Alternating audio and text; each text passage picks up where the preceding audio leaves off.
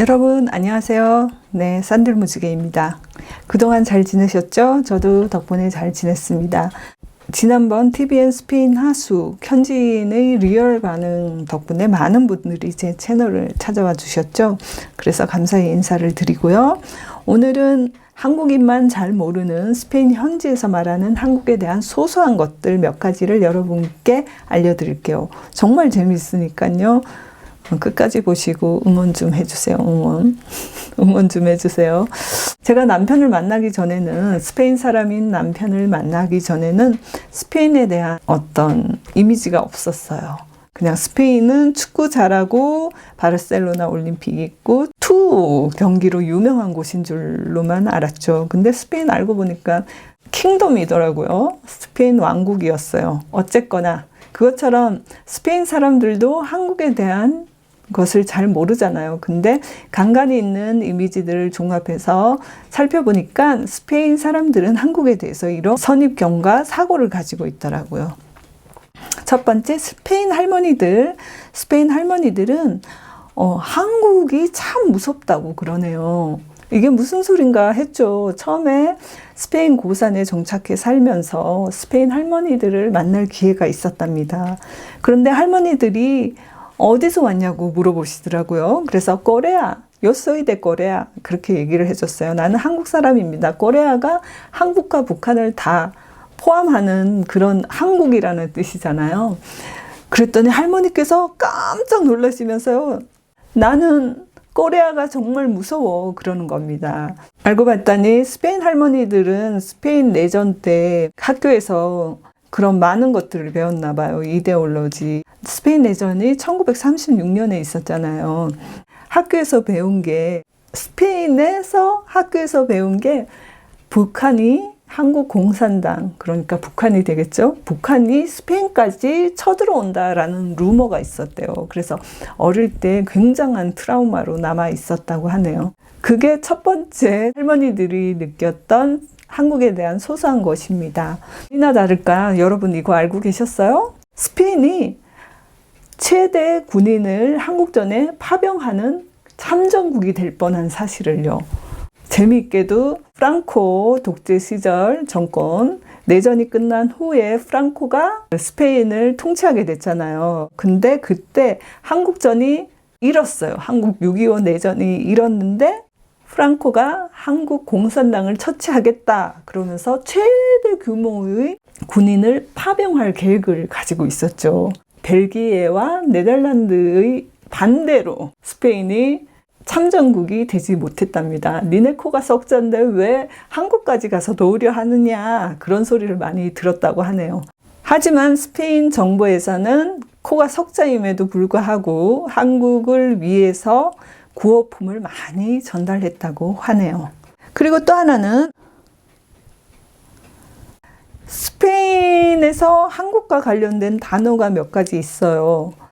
요즘에 아마존에서 한국 담요도 유명하다고 합니다. 근데 제가 16년, 17년 전에 스페인에 왔을 때에도 한국 담요가 그렇게 스페인에 유명했다고 하네요. 이름도 한국 담요예요. 만따 꼬레아나 그렇게 해서 나왔는데 정말 보드라운 요즘 아마존에 자주 출연하는 그런 담요를 벌써 그 시절에는 스페인에서는 벌써 한국 담요라 하면서 팔렸다고 하네요. 그리고 또 있어요. 한국 자켓다 꼬레아나라고 하는데 뭘까요? 자켓다 꼬레아나는 그 카키색 자켓에 모자가 이렇게 머리를 감싸고 앞으로 튀어나오면서 털이 막 북슬북슬한 그런 자켓을 얘기를 하거든요. 자켓다 꼬레아나라고 해서 스페인에서 거의 대명사로 쓰이고 있죠. 그리고 또 하나, 스페인 사람들이 말하는 한국 때문에 망했다는 스페인 제조업도 있어요. 저는 깜짝 놀랐죠. 아니 스페인과 한국이 무슨 관계이기 때문에 제조업에서 망할 수가 있지? 라고 생각이 들었죠. 스페인에서 살다 보니까 한국인은 잘 모르는 유명한 제조업이 있죠. 한국에서 지금 최고의 제조업 조선업 있잖아요. 조선업이 제조업에 들어가느냐 건설업에 들어가느냐 저도 잘 모르겠는데요. 조선업 정의를 살펴보니까 제조업에 들어가더라고요. 근데 왜 스페인 조선업이 한국 때문에 망했어요?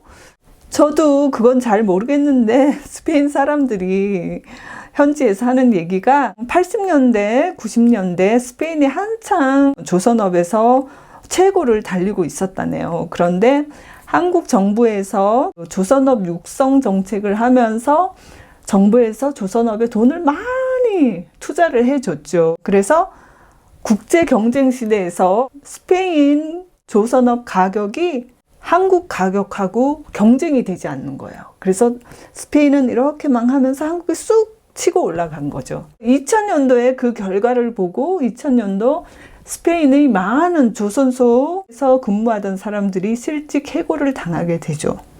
근데 그 실직 해고를 당한 스페인 현지인들은 다 한국 때문이라고 그런 얘기를 가끔 하더라고요.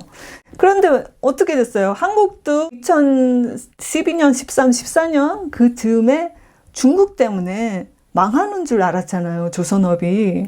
중국이 한참 중국 정부에서 조선업을 막 육성 성장시켜주면서 돈을 많이 부었거든요. 그러니까 한국에서도 경쟁이 되지 않으니까 조선업이 쑥 내려가다가 최근 들어서 쑥 한국이 역전을 하게 됐죠. 왜냐하면 한국 조선업은 훌륭했거든요. 훌륭했다고 그런 얘기를 뉴스에서 봤네요.